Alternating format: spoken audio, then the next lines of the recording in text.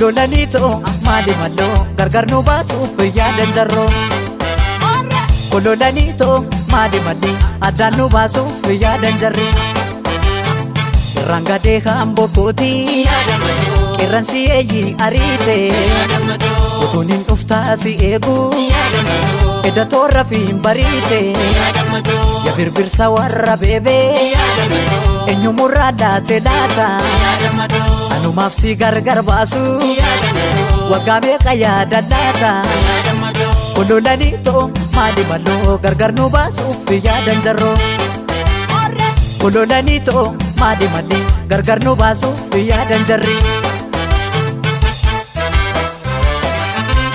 Koyya magaalee koo maaloo shoolee maaloo yaa magaattitti yaaloo koo sifaan gurguree joorroo koo.